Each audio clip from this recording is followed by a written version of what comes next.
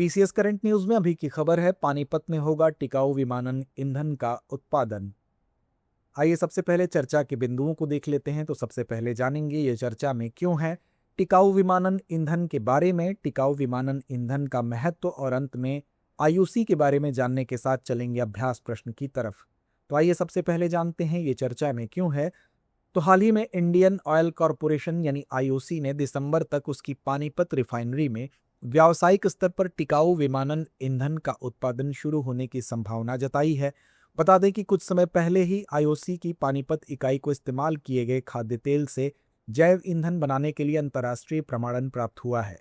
IOC के अनुसार इस कैलेंडर वर्ष के अंत तक आईओसी के पास इस्तेमाल किए गए खाद्य तेल से प्रतिवर्ष 35,000 टन एसएएफ उत्पादन करने की क्षमता होगी।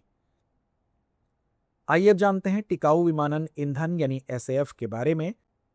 यह एक जैव ईंधन है जिसे टिकाऊ फीड स्टॉक से उत्पादित जैव जेट ईंधन के रूप में जाना जाता है। इसका रसायन पारंपरिक विमानन टरबाइन ईंधन यानी एटीएफ या जेट ईंधन के समान है जो कच्चे तेल से प्राप्त होता है। इसका मतलब यह है कि मौजूदा विमान इंजन आसानी से एसएएफ एटीएफ मिश्रण का उपयोग कर सकते हैं। यह ईंधन नवीकरणीय बायोमास और अपशिष्ट संसाधनों से बनता है।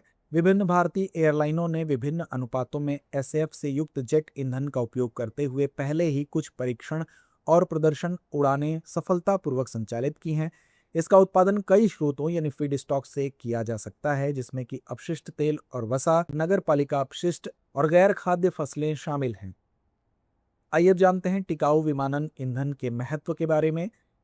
इसका कार्बन फुटप्रिंट विमानन टरबाइन ईंधन की तुलना में काफी कम है। यह एक टिकाऊ ईंधन है क्योंकि कच्चा फीडस्टॉक खाद्य फसलों या जल आपूर्ति के साथ प्रतिस्पर्धा नहीं करता। गौरतलब है कि यह विमानन क्षेत्र को कार्बन मुक्त करने का एक प्रमुख परिपक्व और व्यवहार्य मार्ग है। विमानन के लिए वर्तमान ईंधन उपयोग में एसएएफ का योगदान केवल 0.3% है।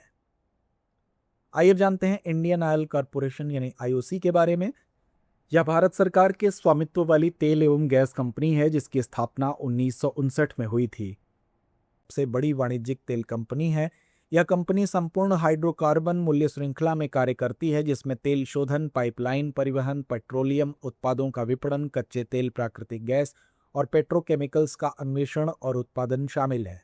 तो आइए अंत में नोट करते हैं आज का अभ्यास प्रश्न। टिकाऊ विमानन ईंधन यानी एसएएफ के संदर्भ में निम्नलिखित कथनों पर विचार कीजिए। पहला, यह एक जैव ईंधन है जिसे टिकाऊ फीड स्टॉक से उत्पादित जैव जेट ईंधन के रूप में जाना जाता है। दूसरा, इसका रसायन पारंपरिक विमानन टरबाइन ईंधन या जेट ईंधन के समान है। उपर्युक्त में से कौन सा या कौन से कथन सही है या हैं? विकल्प ए केवल 1, विकल्प बी केवल 2, विकल्प सी 1 और 2 दोनों, या विकल्प डी ना तो 1 ना ही 2। तो इस प्रश्न का जवाब कमेंट बॉक्स में देना ना भूलें। धन्यवाद। डियर व्यूअर्स, अपने एग्जाम की तैयारी को और बेहतर करने के लिए हमारे चैनल को लाइक, शेयर और सब्सक्राइब करना न भूलें।